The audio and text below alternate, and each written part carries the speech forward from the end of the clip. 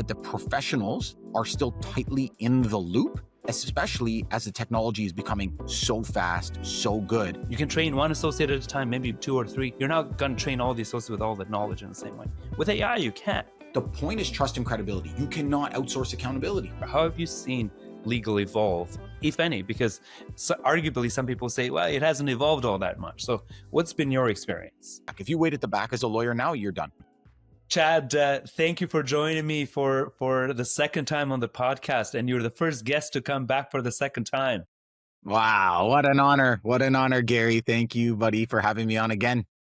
Well, and Chad, this is more a testament of your insights and how much the audience gets from some of the insights that you share, but also some of the learnings that you've had over time, but also how you convey them. So you are, I know you've had your TED Talk, but it's like a TED Talk in every webinar we do together, every podcast we do together. You know what? It's mostly through the challenges, right? Like it comes mostly from the scars. And I think once you're like more healed from the scars, you can look back at the pain in a more objective way. And hopefully if you reflect enough and spend the time, then you can pull some nuggets out of it. And it's not always one-to-one useful for everyone, but maybe thematically it's inspiring or relatable. And that's the best that we try to do.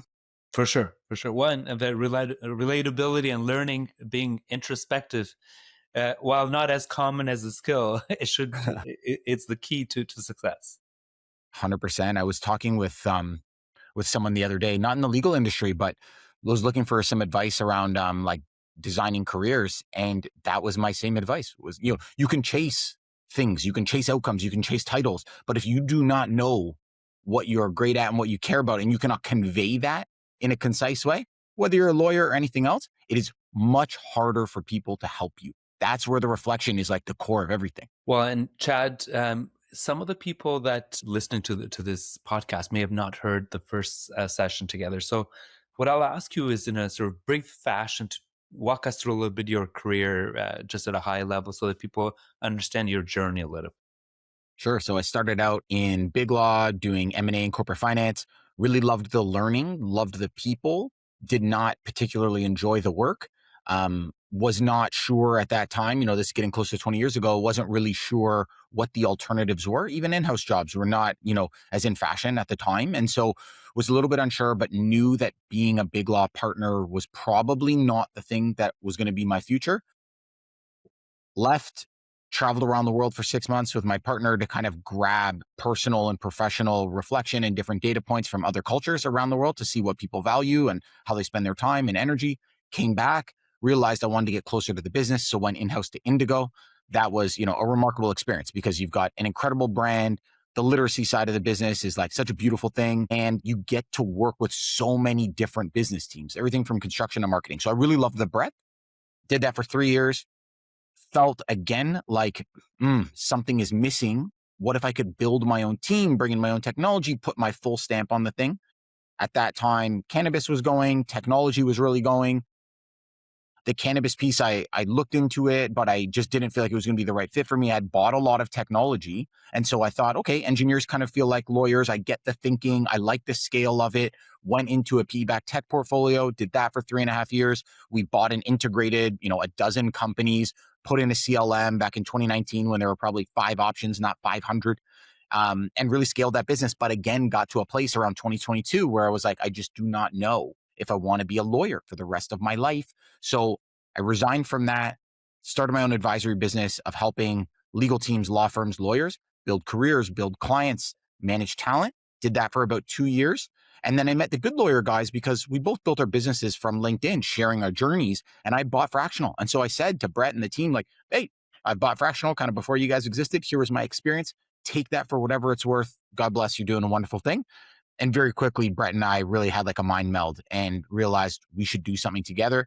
Started advising about 2 years ago, almost today, to Goodlawyer. And about 18 months ago, I joined as a chief commercial officer. So now, all day, every day, I am helping lawyers intentionally design careers that are extremely meaningful for them. And I'm helping the legal teams, the former me's, get access to people that feel like them from a substance industry style perspective. The impact that I feel personally of helping lawyers on both sides of that kind of market is immense. And I couldn't be happier. And Chad, it's there's always something encouraging when you see a journey that when you have somebody on this podcast saying, "I couldn't be happier." You can't argue with that logic. Uh, and just because some of the people may not be sort of in the audience and listening to this may not be familiar with Brett, he's the CEO at Goodlawyer, and I'll ask you a little bit more about some of the learnings there, Chad. But just from a perspective of evolution, how, from sort of the period from since you were in private practice to in-house and now at Goodlawyer, how have you seen legal evolve, if any? Because arguably some people say, well, it hasn't evolved all that much. So what's been your experience? Maybe it reminds me a little bit of parenting where in every single day, it doesn't really feel like a lot's happening. But then when you step back, you're kind of like, wow, I can't believe that redlining used to actually mean a red pen with a Yeah, ruler. that's right. You know, it, when compare share was like the only way you could compare documents in there. I remember my markups were in hand and scanning them. Like it's not that long ago. So a lot has changed.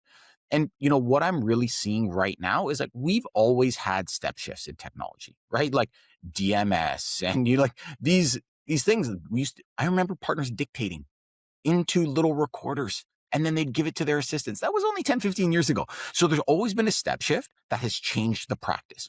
Of course, with the quality and type of technology, it's like a bigger step shift, but I'm sure it felt like a massive step shift back then too. People were wondering if I'm not doing the actual underlining, am I going to have a job? So we're in a rapid version of it, but nothing that hasn't happened before in that sense. And what I am seeing now and what feels very clear to me from my time implementing a CLM, in 2019 to now is like lawyers getting really close to the product and the business because you are no longer going to be able to catch it as a gate. Everyone's talking about shadow legal. You got business people running around with all types of tech pretending to be lawyers because it's faster. So if you do not get yourself to the front of the line, you no longer get to be a gate that says, I'm going to catch it all and then be sad that I don't have enough resources. That part of the game is changing. And I think that's really cool about being an architect. Now, I really like this. So, Chad, let's dive into that a bit more, because I think where you were going is that legal information and advice to some extent has become accessible, not necessarily accurate, but Right. accessible, because you could Right. go to ChatGPT or sort of any Gen AI tool and ask legal questions, and it'll give you an answer. A big chunk of it may be accurate, maybe all of it is accurate. The validation is where it becomes a challenge. But the challenge that it presents for lawyers is that, well, look, this is moving rapidly. So Yes. how you handle it, how you address this with your clients needs to be part of how you think about the further. I think that's right. So I think what's happened, and I think, let's take CLMs because, a lot of lawyers listening might be in kind of commercial or, sell side tech. And so CLMs were so important right at the time. And so what happened was legal started thinking about scaling outputs faster and grabbing data in a single source of truth, like a CRM or something. I think what I'm trying to tell lawyers now is don't play the same game with this technology. It is too decentralized. It is too rapid. That's not the point anymore. The point is trust and credibility. You cannot outsource accountability. And so if you can't outsource accountability, yet outcomes can happen at rapid scale, what do you think is going to happen when it's wrong, incorrect, creates all kinds of risk? At the end of the day, your name's still on the line of the function of being the legal leader. And so how are you going to solve for that? That's the part that I think lawyers need to be thinking about today because the scale of output is infinite. How are you going to solve for that? That's the question that I'm talking with a lot of lawyers that are in our network and also our customers that are trying to support rapidly growing businesses that can vibe code a product over a weekend. How are you going to support that as a lawyer? I think that's the most interesting question right now. Well, and it's interesting, Chad, because I mean you can draw the parallels to translation. Many ways translation has been ahead of this in that you could get generic translation a decade, 2 decades ago. Like this is not a novel concept, and it all came around the validation and, to your point, accountability. It's like, okay, before you put this out on your website representing this as your content, what does this look like? So those methodologies, I think, is a lot of where the future relies. I think as we think about this also, as professionals do what they do, how can you teach this tools how to learn your style and how to replicate this? So it'll be an interesting little while. And when I say little while, it's because I think we're going to see progression within 6 months to a year, not like before, which was multiple years before you could get to a result. That's true. You know what I like on, and the analogy towards translation is so perfect. Like I used to be a corporate finance M&A lawyer for public companies. So very familiar with like the old school used to have the in-house translators, and then you had the outsourced version, and then we had the technology. What I love for the industry, because it speaks to credibility and trust, is professional services. People were poo-pooing professional services for a while there, right? Yes. And now, if you do not have professional trust and credibility, the tech is actually becoming the commodity. Sure, it's like very impressive the way people generate it, but the use cases are becoming so commoditized. Do you know what's special? The professionals that stand behind it, that architect it, that train it, that put their stamp on it, that own it. That is extremely sophisticated, because not only do you have to be a subject matter expert, you've got to understand how to architect technology, and you got to be able to communicate that at scale. And so this is the part that I love for our industry, which is like continue to create technology that wipes out garbage work and keep enhancing the professionals, whether it's in translation or legal or any field that really owns risk and liability. I love that for lawyers, because that's where the real juice is. So Chad, if a managing partner of a law firm came to you, regardless of size, but let's say a relatively large law firm that has some resources, and said, Chad, tell me how I should future-proof our firm, what advice would you have for them?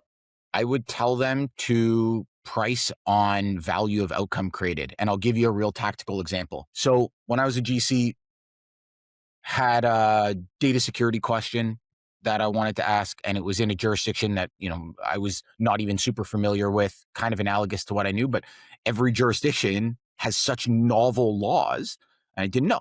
And so go to my external data security counsel, and not that he was specifically called in that jurisdiction, but those rules are becoming pretty high watermark. And so I knew that he would have a good sense of it. And so I said, listen, I got this question for you. And he said, like, okay, give me like 15, 20 minutes, kind of think about it, do a little stress test, give me these inputs. Calls me back 20 minutes later. And he's like, I think you're probably okay.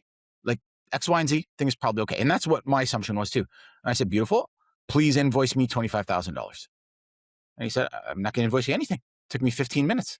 I said, you got your business model wrong. Do you know how stressful that is for me? And like, do you know how important it is for me to validate this big risk decision with your expertise that you could only have gained through 20 years of intense experience? Absolutely invoice me 25 grand. And he wouldn't do it. And so the law firms, they make too much cash flow to be motivated to change.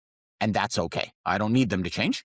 Yes. But if someone was open to change, I would tell them, you need to start tracking the value of your outcome and charge for that. And you should be charging me exponentially more for outcomes that take a small amount of time if it's very important to me as a buyer. And as a buyer, I pay for that all the time. You want your Uber Eats faster? You're going to pay more. No problem. This is a very normal consumption model that buyers would understand if, the legal industry from a law firm perspective would choose to start operating that way. They don't. But that's okay with me, because I continue to get all of their amazing talent to want to come and work at a place, in the Goodlawyer ecosystem, because they don't want to live that world anymore. So I'm okay with it, but that's what I tell them. And so, Chad, I think that's a very important point, because I think when you dissect this further, there's the issues that are worth a ton from an exposure perspective, et cetera, but that clients are worried about the impact it has on their business. So it almost doesn't really matter how much time it gets you. It's like, this is important. And it takes a bit of work to quantify that, but I think you can wrap your mind around it with enough sort of trial and error, a bit of practice. For sure. I mean, you have to start trying. Investment banks figured this out. And like, Exactly. why is it just so automatically assumed now that they should get this percentage for the raise or Yes. of the enterprise value of the deal? Well, that's because they probably tried a lot of models until they got one that people were like, okay, that makes enough sense. I used to work at a ticketing tech company where one of the offering models was you pay nothing other than this healthy percentage of a fee of every ticket sold. Yes. People are like, I make money, you make money, otherwise no cost. Beautiful. Investment banks do the same thing. And so why is it in the legal industry that, there's so much resistance to trying harder at something new? Well, and here's the other thing. You sometimes have files that take a ton of work. The work isn't a lot of value, but it's just voluminous. And this is where clients that also get uncomfortable being like, I'm paying $1,000 an hour now for something that took 200 hours. But my value isn't that much. It's just, I get it takes that time. But then it becomes really grunt work. But if that balance was created that, we'll take a haircut on that situation or bill it at a far lower rate to come up with a flat fee, And on the one situation where it may have only taken 20 minutes, but the value was 25,000, it actually becomes a better absorption for clients. And they would operate their business model in a new way. They would think about like what technology or human professionals do we need for different tasks? Instead of deploying Chad the 1 to 5th year on every single thing on a 1-to-1 basis. Like there's barely any stack rank of priority, right? Because there is no structure. Well, if you modeled your service offering and economics differently, you would be forced to enhance your operational model, which would also be better for all of the people who are doing the work. It's not rocket science. Every other industry has figured this out. The legal industry has a natural moat around it, self-created moat. And so there's less desire to change. But I think what's happened is there's so many other ways for lawyers to work and to get legal services or legal advice that the folks who are doing the work, the associate or junior partner rank and file, and then the buyers have just decided themselves, we will choose another model for lots of our work. Thanks very much. They stopped waiting. And I love that, right? Eventually people just voted with their feet and voted with their No, and I think if I were a firm managing partner, much like I posed the question to you, is I'd figure out a subgrouping of the firm to start operating this way, just so that you can experiment and sort of fine tune the ecosystem. But to your point, novel approach is required. How did you figure it out, Gary? Like, you know, you made a big pivot from professional services to like tech-enabled professional services, sometimes pure tech, sometimes pure professional services. Like when you think back about some of these big pivots and big bets that you made before it was obvious to everyone else, like how did you compartmentalize testing for like the CEOs and managing partners listening? How did you do it? Well, you know what you said about how tech is becoming commoditized. Everyone would have been familiar with Google Translate, et cetera. It was so accessible. Everyone could. So when we actually did the acquisition back in 2018 of our tech organization, at the time, we were already dealing with what legal is only experiencing now because you could see this getting incrementally better. So the thought was you either invest in something, you make it really, really good for your use case and with a feedback loop that is continuously learning and enabling the professionals, or one day you may not have a business. And that was an existential threat that felt real. Despite not imminent, it felt real. And there were two hypotheses at the time that made this particularly interesting. One was that what's happening now would have happened a bit sooner. We thought in 2018, we may have already been a little late to the game, that we should have acted even sooner. And I like that healthy paranoia. I recommend that to people because it makes forces action. It forces action, and it is actually one of those pieces that keeps you motivated to move because you don't know where it's coming from. But now, sort of the last 3 years, 3.5 years, have proven that it can happen that fast. It's just that and to be honest, if we were to go into this now, and I see this with some of the other organizations in the industry, it's a lot harder to get the same level of pace and learning, et cetera, without those battle scars that you said that you can be introspective on and learn from. So that becomes a very important piece of it. So I want to go back to something you said around learn how to architect effectively. So, whether it's somebody that runs an in-house team or again, that managing partner of a firm, how do you architect effectively from that perspective? Because again, there's all kinds of technologies. There's a level of decision fatigue that happens by definition when you have people being like, what should I use? Like there's so much to this. So the part that I really believe in when, like I joined a PE-backed tech portfolio that was about to buy 12 companies. And I'm saying to myself, like, how am I ever going to scale this and support this on my own? Is I knew that there had to be a technology play to it. But what I saw very, very quickly is you have to have the human relationships. And so people talk about scale as if it only applies to technology. I think about human scale all the time. What is the most important leverage point where you can use your relationship, your trust, and your credibility to like tilt the nose of the airplane this direction? The outcome is remarkably different about, whether it goes to the Caribbean or whether it goes to the UK by the trajectory of where you point the nose of the airplane at the starting point, right? And so the way that I always thought about it is relationship first, curiosity and enthusiasm for the business. If you're curious and enthusiastic about what someone else is doing, what do you think their reaction is going to be? Imagine yourself as a recipient. If you're an in-house lawyer, almost nobody's curious and enthusiastic about your work. So now imagine if someone was, how would you feel? You'd be pretty pumped. You'd feel connected to them. Well, play that downstream, right? Do that for the product team, the sales team, whoever it is you're talking to. They're going to appreciate that. They're going to start giving you data points. They're going to realize you're on the same team.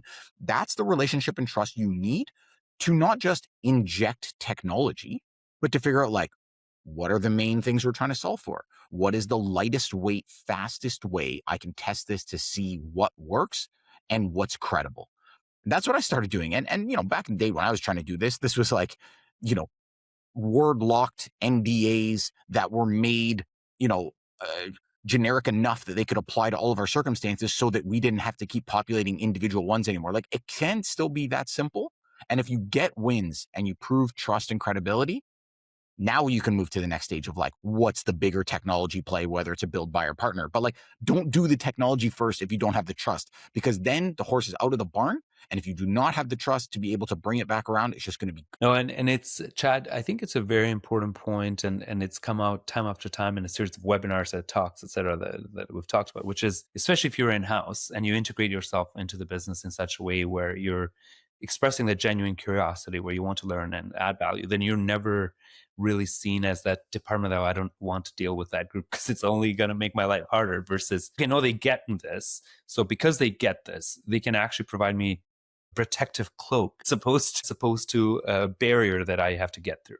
And I That's think right. that can completely change sort of how you're perceived, because you can become a trusted advisor instead of the no department, right? Well, and then the shadow legal thing can be a positive because you've architected the right parameters. And if the parameters, start to fall off the track a little bit, you have enough trust and credibility to bring people back in the boat and say like, hey, we tried this. It turns out it skewed a little bit, too far in this direction. We've got to redirect the energy back. And so if you stay close to the business on the front end, you can fix things if you find that the technology that you built, bought, partnered with isn't doing exactly what you need, or you find that people are decentralized too much, or they're just assuming everything's accurate. And so you got to really understand the product, whatever it is you build, buying, selling, you really have to get close, and you've really got to partner with those businesses in a way that's very human. If you do that, then you can start architecting the exact right pivot point, because there's a million solutions you could solve for it. Like for me, when I was thinking about like which technology issues I wanted to solve for, was it RFP responses? Was it NDAs? Was it commercial agreements? Was it compliance stuff? Infinite. My assessment, based on talking to the business around what makes money and what people care about and what we need to get off of the manual list, was SaaS agreements, generating them, negotiating them, signing them, storing them, gathering the data. So if I could solve everything with technology if I wanted to, but you do not have infinite resource and time. And so I just chose the CLM to do it. And you know what happens then? You have so much more manual time for all of the other things that you haven't yet got to or are not as easily automated. And so you really have to be curious about like, what makes the money here? What do we care about? What matters to us? What takes a lot of grunt work to do? You got to do that work up front, and you do that in partnership with the business. No, and you're right. Like in partnership with the business is the key word there. And I think that should be the lens that sort of all the actions are thought through, because then then you can really put yourself better in the shoes of others. I'm curious for you, Gary, so now you have this incredible technology, started out as professional services. You keep the professional services, you add in this incredible technology. The technology now has so much scale to it. I mean, I tell everyone I was a customer of the product. I love the product. It's a remarkable product. And it's so much bigger and better than even when I was using it. How do you ensure that the professionals are still tightly in the loop, especially as the technology is becoming so fast, so good, but you're pushing so much content through it that the risk profile is also large. And so in your business, I'm curious, like, how have you tried to keep yourself, but the other professionals like tightly in the loop so that the technology doesn't just like run loose without you? Yeah, so it's interesting because I think this is the same rationale we're going to see in legal play out soon. And I'd like to think we experiment with this in translation, and then sort of a lot of the other professional services follow, just because translation is so readily accessible. And now it just democratized even further, because before you could go to a couple of tools, now you can go to tens of tools and do it anyway. So it's really around having a feedback loop from the professionals that validates this input, but also preparing this tool in such a way to absorb that feedback in the optimal way, so that he can, next time Chad goes in and makes a change, it's actually substantially faster because it's learned so much about how Chad thinks. And it's all about optimizing the professional.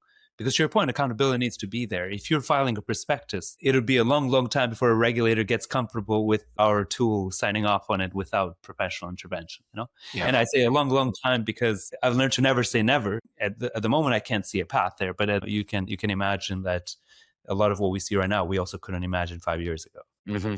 So in a sense, Chad, the way sort of I see that journey is that every sort of B2B enterprise solution provider and any firm that develops or prepares their own tech need to find the best way to have that validation done so it's easy for the professionals to actually do that validation. And then with their technology team say, how do I get this feedback I got and then optimize this to teach my tech that I can scale, because you can imagine even in a law firm context, you had partners training associates. You can train one associate at a time, maybe 2 or 3. You're not going to train all the associates with all that knowledge in the same way. With AI, you can. And you can actually disseminate that in a faster way if you extract sort of the various brains effectively. But to your point, it requires a little bit of architecting. And also the risk profile is so much bigger. Like it one-to-one, when we were trained in law firms, yeah, sure, it wasn't scalable, but your risk profile was much more limited because if one person didn't get the right perfect training, it's just one person. That's right. Correct it. Now everyone's very focused on max output. Love that. What if the output's not great? What if you're not reviewing it? What if you're not validating it? What if you're not enhancing it? Now you've got all of this information and risk out into the world unchecked that you have put your accountability stamp on. And that's where you can't say to yourself like, oh, I'll try to catch it on the back end, old school lawyering. It won't work. There's too much output. That's why you have to run to the front of the line and like build a relationship where people will let you stand there and not just kick you out and say, go wait at the back. If you wait at the back as a lawyer now, you're done. Oh, and that's why the landscape is changing. And I think you're going to see that evolution internally. And Chad, one question, and I'm switching gears a little bit, and I want to get to the tech for one last piece, but I'm switching gears for a moment because you're now in an environment where in-house departments, regardless of their size, will go to a place like Goodlawyer saying, look, I have a certain amount of work that I'm going to give to you and some work that I'm going to give to a firm because of a certain level of expertise. If you were to make a recommendation to a GC, large, let's say, a department that has maybe 20 in-house lawyers, how would you recommend that they think about that? Because a lot of GCs that sort of grew up in a law firm environment, they're not used to this type of model. But the reality is that chances are you need a combination. 100%. So you need all of the things. You need law firms for things like, big transactions, real intense litigation, maybe super novel regulatory horizon scanning. I mean, that's what law firms are built for, right? Like that's why they have benches. That's why, and those things too, they're not operational things. And that's where the difference is. And you can see this in every industry. You can see it in accounting. If you're at KPMG and then all of a sudden you become a CFO, similar training, similar starting point, different job. Same thing. I grew up in a big firm and then I was an in-house lawyer in a GC, same training, different jobs. One person is an advisor and doing something that can live on paper out of the machine. You can do an SPA outside of the machine. It doesn't change the machine. You can be in court talking about the arguments to fight a litigation outside of the machine running. That's what law firms are great at. If you have to be inside the machine and you're impacting the operations day to day, you have to have in-house lawyers doing that. You cannot, whether it's through Goodlawyer or anyone else, you have to have, whether you hire somebody, you have to have people who have sat in the chair. I say to GCs all the time, like, I want to offer you someone who feels like you. And sometimes it's more junior than you. Sometimes it's a peer. Sometimes it's more senior. We've got 13-year GCs who are like, I would love to get some hands on the key support, but also some GC whispering from someone who's 20 years out. But it's people who sat in your chair and felt the operational pain and wins, not advisory. And so that's a big difference. And so the type of work that's operational, that should not go to law firms, separate from the financial arbitrage. Like we all know that, right? Like you're going to save a boatload of money. That's not even the point. The point is people who are operators. Then there's also the technology part. And you need all of it. Like even all the lawyers within Goodlawyer, like we have tech tools that back their work. And, if a law firm would say like, oh, but now they're going to do it faster and you can't charge as much. We don't think about it that way. We build our engagements based on reliability, availability, capacity, and outcome. And there's an amount of money that is associated to those things. If they can do something faster, isn't that better? Shouldn't there be a premium almost? And so that's the way that we see the role of technology is enabling operators. I think, Chad, you can imagine we've answered the same questions around translation, right? You're like speed. If you can produce quality but faster, that's a big win for the client already. Because as you know, that's the triangle. It's like you need to be faster, and this is our expectation of technology. But at the same time, technology doesn't come free, right? You have to invest in that tech. So while it has a presumption of cost savings, and that that is something that obviously that will come in certain areas more than others, there's also needs to be a massive investment, and that's not just in paying licensing fees, etc., but the investment in actually fine tuning this so they can produce the right results. Totally. That engagement matters. Like if you do not engage, you're going to have a problem. Like whether it's a tech investment, we even see this in like in the humans that we help get into businesses. Like we provide an account management function, customer success function for both the talent and the GC. Because just like with tech, if you do not kick off and integrate and get a way of working and an understanding of how people work or how product works, just because you have a solution, it's going to fall down.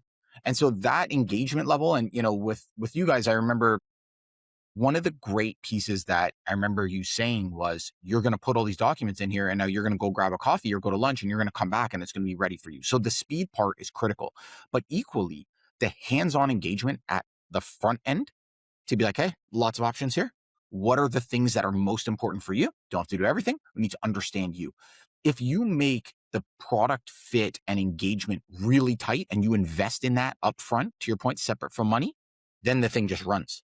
And you're not, as a provider or a vendor or a firm or a lawyer, trying to duct tape it together all the way. Like that's real painful. You don't want that. So I'm totally with you on the investment is all things. It's not just money. It is like human scale of caring and investing in that relationship. It's so critical. Otherwise, the best technology in the world, if you don't understand how to use it, see you later. I mean, I say this to our team all the time, Chad. We have a big client success team, and we tell our clients, we'll support you unlimited as much as you need because it's so important. You can't just hand people good technology. There's change management. There is I used it now, but I didn't use it for 2 months, and then now it's Groundhog Day. Like it's all of that comes together and really sort of hand in hand in terms of, in order for you to have great results, I need to handhold you to get you Yes. to that optimal fine tuning. Well, and that's why you win, Gary, because like you get it. It's still very human. And I love this part is that now anybody can code a no code product over a weekend. So actually the product is not going to be the differentiator anymore. There's going to be too many, there's too much confusion. A lot of them are going to do the base level things fairly similarly. And That's so right. what's going to make the difference? It's going to be the education to the market. It's going to be the relationships and the quality and trust and credibility of the humans behind the business. And I think that's the biggest win that you could ask for. Like the most optimistic view of where this all goes is like the human element becomes way more important than everyone thought it was going to be when everyone thought the tech element was going to be the only thing that mattered. That's right. That's right. Well, and that's, for anyone that has that existential crisis, oh, we're not going to have any jobs anymore. This is the complete opposite, is that the jobs will matter even more. And it's just about specializing effectively to understand how to manage this ecosystem. You can see it now with like, whether you're a LinkedIn person or whether you're just like a version of a chat GPT type product person where you're using stuff for communications or reports or whatever, like it is already immediately obvious where people are just putting garbage in and being lazy, getting garbage out, and now making it someone else's problem to read the garbage. We've barely had these products around and we already know it instantly. What does that tell you? It tells you that the technology can scale, but just because you produce a lot of output does not mean it's quality, accurate, useful, enjoyable for anyone. So what? You've just put more noise into the system. This is where being a high quality human that's curious, enthusiastic, using judgment, using nuance, that's where it's going to matter. You should want the technology to help you get the starting point, but if you let the technology be the fulsomeness of the outcome, you're just going to have a problem, 2 weeks, 2 months, 2 years from now. I don't even read this garbage that, people just pump out through Chat GPT or some other tool like that, because I'm like, you're not trying, so you don't care. The That's right. care factor is so obvious now. No, and that's just it, Chad. And it's a great piece of advice to any professional listening, is that curiosity and using these tools to improve your output or to enable your output is the key, but not to be the output. Totally. So I'm moving to a portion of our podcast that I like to call the rapid fire questions. And remember, we did it last time, but it's different questions now. Before it was more about you. This time is a bit more about the ecosystem we're talking about. So the first question, one word that describes how legal work is changing right now. I guess I would say it's like architecture now. It's like design. I think that's the difference. Before it was like knowledge and work and drafting. I think a lot of those things, especially like the most basic versions of them, are like already almost replaced. So I really think now it's about design and about relationships more than ever. Because if I think before people thought relationships were nice to have, but it's because they had a gate around having to like type and nobody else could think about the legal words. Now people are getting all that by themselves. And so I think that that design around relationship and design thinking, that's where I think the difference is. That's right. One word legal teams should associate with AI. Maybe something like augmentation or partner, something like this. Like, I think right now there's just this default assumption of like, do it for me. I don't think you want that. I think Partner. that's, Yeah, yeah, you want a partner, right? Like, you don't want, it's kind of like a personal relationship. You don't that's want right. people just to like do things on their own or do everything for you. You don't grow. You don't know what's happening. You're implying that you're agreeing, but you have no idea what's going on. Like, that's not real professionalism. And so I would think of it as like augmentation or partnering. Last time you said your favorite word in another language was bravo. Does that still hold or has that changed? I like it. I like it still. There's words, and I was thinking about this. I remembered you asked me this last time. And there's like words around like trust and kind of the human element of like the moral caring. Like, I think there's an Arab word, something like I'm gonna get it wrong, but like amana or something like this, where it's like you care at the human level and you feel a responsibility to like form that trust bond. And I really think it's going to be something like this. It's going to be around like the human level of caring and nuance in the moment. I think there's a Greek word, something like kairos, something like this, which is about like in the moment. And it's like, this is the moment, I think, where it's like you can get ahead and you can create a pretty fun career, but you've got to like see this moment as the time to get real close to the business. That's right. It's a moment to pivot and to run with it. Hey, Gary, of course you would know that. 2 years ago, you described yourself as passionate. What's the one word you'd use today? I would say now there's a real intentionality that I feel. Like, I really feel like I'm living in my skin in the moment, and I've never felt that way before. And I think it's because there's, a lot of hard fought lessons over what am I best at? What kind of mission do I want to drive? How do I want to show up?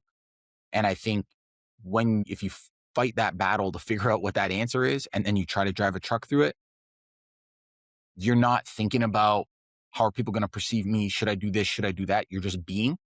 And so that intentionality comes from the hard work, but I do feel like that's probably the word that I feel now. And that adds up nicely. Passionate and intentional. Can't go wrong with those two. One word that will matter most in the future of legal work. I think it's probably going to be trust. And I think it's going to be trust. In the old days, I think trust was like, is Chad or Gary smart? Like, does he know the answer? I think that's what trust was before. And now I think what trust is going to be is around a level of like curiosity, care, and openness. Because if you have those things, the solutions, actually, the opportunity for solutions are infinite. Before, they were quite limited. And now they're going to be infinite. And so that's what I would say the trust is going to come from people who are curious, open, and wanting to find new solutions all the time in a way that's really credible. Those are excellent points. And Chad, as always, I appreciate you joining me. It's been fantastic having you for the second time. And as I expected, the time flew and we're out of time yet again. It's always a pleasure with you, Gary. Gary, what is your word for yourself now, do you think? Well, and I don't get asked this very often, Chad, but it's consistently reinventing. And I say reinventing because it's not in the traditional sense of inventing, oh, let me invent something that didn't exist before, but repositioning, reinventing, and thinking of as things evolve, how do you make sure that value is perceived? Because we know how to add value to clients and much like you described, but sometimes it's what resonates with them. How can you explain it as their world changes, right? Because their world changes all the time. So reinventing is and repositioning is going to be something we keep thinking about. I love that one, because sometimes you think you know what people want. It's just like in a personal relationship too. You think you know what your kids or your partner wants, but if you don't just find out from them, like it doesn't have to be what's only in between your ears. Like people will tell you if you're curious enough to find out. And then sometimes the solution is not just on point. It's easier to get there because you're not mucking around with a whole bunch of things that you think matter that the actual user or customer doesn't value. Well, it's the old adage, if you have a hammer, everything looks like a nail. So it's about asking, keep a toolkit and say, let me see what this problem is. Is it a nail or is Yeah, this a staple that we have to remove? that's right. Nice one, Gary. Well, I could keep having many of them, but we all have to pick. That's right. That's right. Chad, thank you again. Really appreciate you joining me here today. Well, it's always a pleasure. Thank you so much for having me.